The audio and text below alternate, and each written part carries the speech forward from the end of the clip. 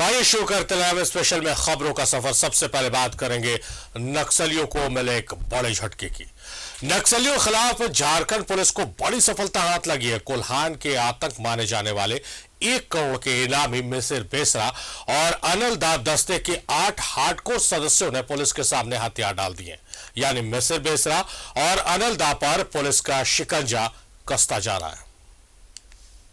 कोल्हान में नक्सलियों को बड़ा झटका, 8 हार्डकोर नक्सलियों ने किया सरेंडर। 1 करोड़ के इनामी नक्सली मिसिर बेसरा और नक्सली कमांडर अनिल दा को बड़ा झटका लगा है। उनके दस्ते के 8 हार्डकोर नक्सलियों ने पुलिस के सामने हथियार डाल दिए हैं। इनमें 3 महिला नक्सली भी शामिल हैं। सरेंडर करने वाले नक्सलियों पर कई कांड दर्ज हैं। यही नहीं, ये सभी मारक दस्ते के सक्रिय सदस्य थे। सबसे बड़े मारक दस्ते के 8 सदस्य जो विगत कई वर्षों से माओवादी संगठन के साथ जुड़े हुए थे, उन्होंने आज झारखंड पुलिस और सीआरपीएफ के समक्ष आत्मसमर्पण करने का निर्णय लिया है। हार्डकोर नक्सली मिसिर बेसरा और अनिल दा को बड़ा झटका, उनके दस्ते के 8 हार्डकोर नक्सलियों ने किया सरेंडर। जयराम बोहरा ने किया सरेंडर। चाईबासा में 11 केस हैं दर्ज। सरिता सरदार ने किया आत्मसमर्पण। चाईबासा सरायकेला में 6 केस हैं दर्ज। सुमारी कुमारी ने डाले हथियार। चाईबासा सरायकेला में 2 मामले हैं दर्ज।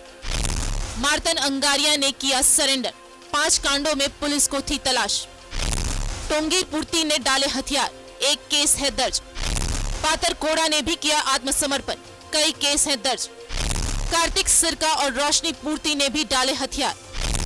अनमोल के मारक दस्ते के सदस्य थे कार्तिक और रोशनी।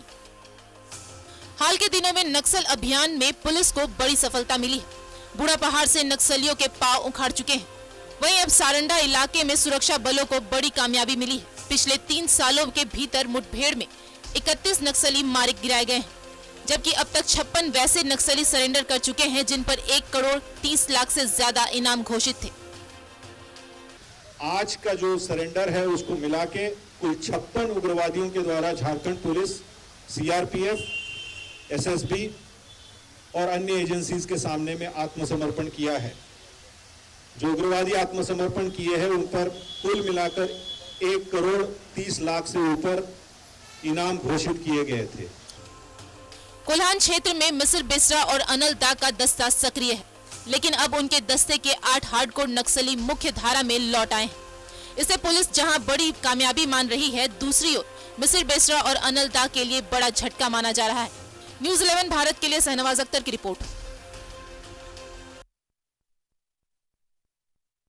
अनिल दा दहशत का दूसरा नाम हुआ करते थे और अभी इतने कमजोर पड़ रहे हैं कि पुलिस लगातार कार्रवाइयां कर रही है और इनका संगठन अब इनके साथ खड़ा नहीं है। विचारधारा बदल चुकी है। नक्सलियों की एक सूत्री कार्यक्रम है लेवी उठाना, और इससे अब जो संगठन से जुड़े कार्यकर्ता है, जो कैडर है, वो टूट रहा है और जो सरकार की नीति है उससे प्रभावित होकर मुख्य धारा से भटके हुए युवक जुड़ रहे हैं। हम सीधे रुक करेंगे अजय लाल का, हमारे सहयोगी हमारे साथ लाइव जुड़े हुए हैं।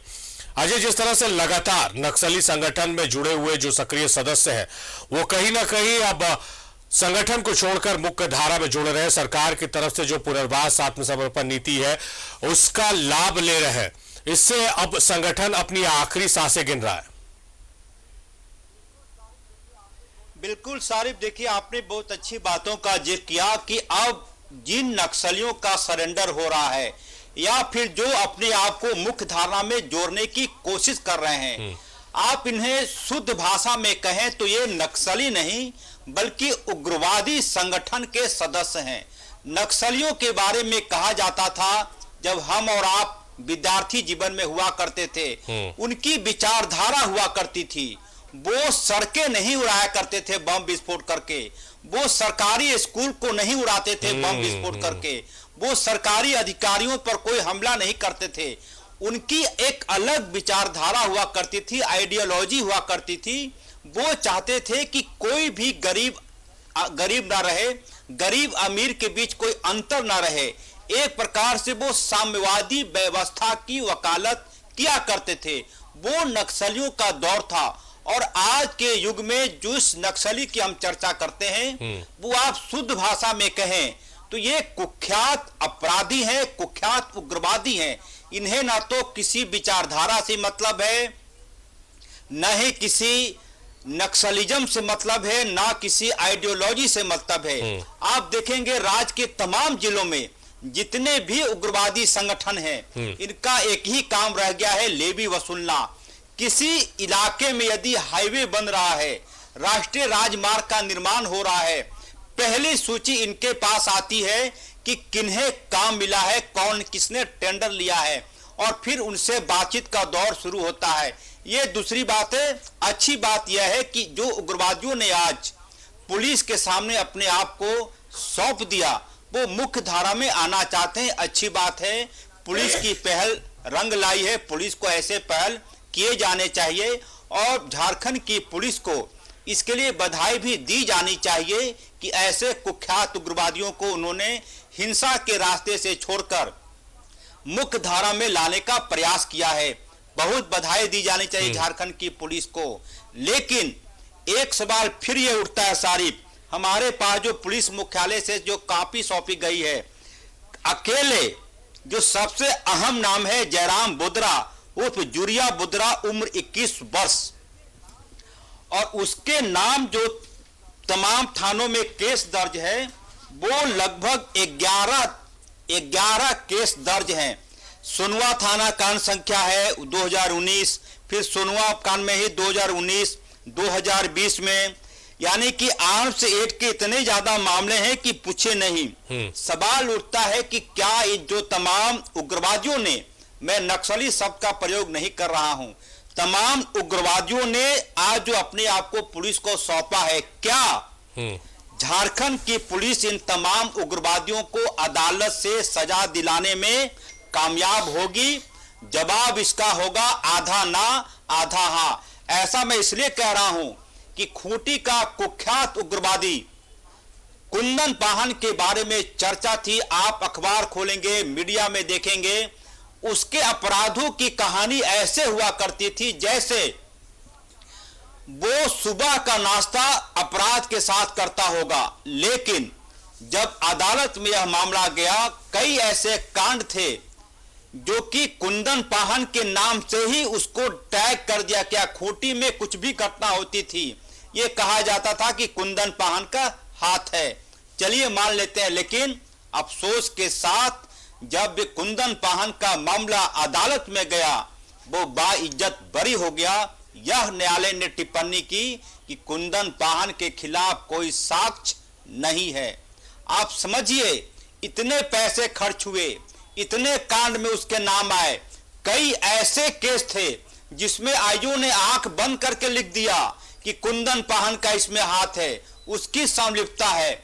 मतलब यह कि जिन पुलिस ऑफिसर्स को आईओ बनाया गया था ऐसे कांड में, उन्होंने साक्ष्य इकट्ठा नहीं किया और अंततः अदालत से कुंदन पाहन जैसा कुख्यात उग्रवादी, अब मैं कुख्यात उग्रवादी उसे नहीं कहूंगा, कुंदन पाहन जैसा शख्स अदालत से बाइज्जत बरी हो जाता है।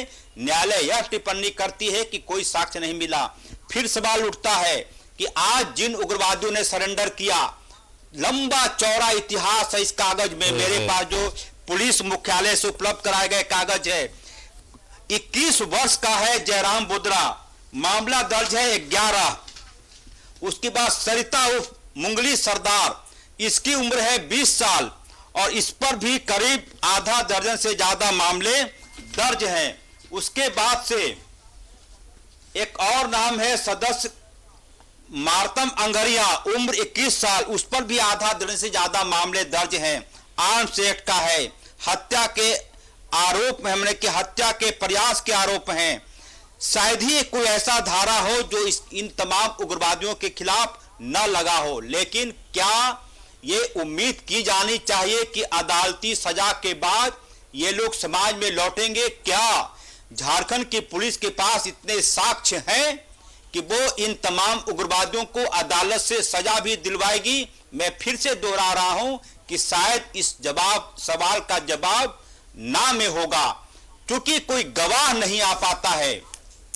गवाह आई विटनेस न आने की स्थिति में होना यह चाहिए था कि पुलिस इतने ज्यादा साक्ष्य इकट्ठा कर ले, यदि कोई आई विटनेस नहीं भी आता है तो अदालत यह मान कर चले कि साक्ष्य काफी है, यदि गवाही नहीं भी हो रही है तो सजा देने के लिए पर्याप्त साक्ष्य पुलिस के पास उपलब्ध है। लेकिन होता यह है कि कई केस के आईओ वक्त के साथ बदल जाते हैं, उनका ट्रांसफर हो जाता है, कहीं और चले जाते हैं। सवाल है कि क्या ऐसे मामलों को हम फास्ट ट्रैक कोर्ट में ले जाकर इन तमाम उग्रवादियों को सजा दिला सकते हैं?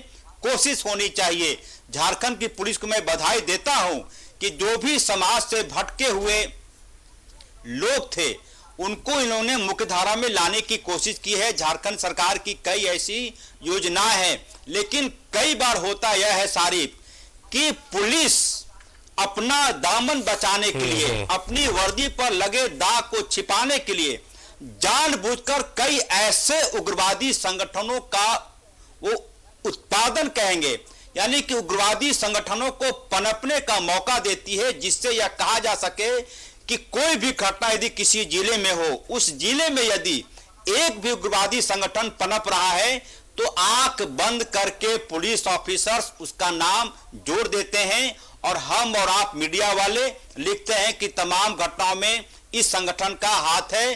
पुलिस भी चुप हो जाती है, सोशल वर्कर भी चुप हो जाता है, मीडिया भी चुप हो जाता है। जाहिर तौर पर बहुत बेहतरीन दिशा में आपने इस पूरी चर्चा को, इस पूरी जानकारी को मोड़ा है बाजय, और शायद इसी को तजुर्बा कहते हैं जो आपकी पत्रकारिता में है कि जो भी सक्रिय उग्रवादी उस इलाके में जो भी कांड हो रहा है उसके सर पर डाल दीजिए, लिस्ट बना दीजिए और उसके बाद फिर फाइल को बंद कर दीजिए, और जब सजा दिलाने की बारी आती है, चाहे वो गिरफ्तार उग्रवादी हो या फिर सरेंडर किया हुआ उग्रवादी, तो पुलिस साक्ष्य नहीं जुटा पाती है।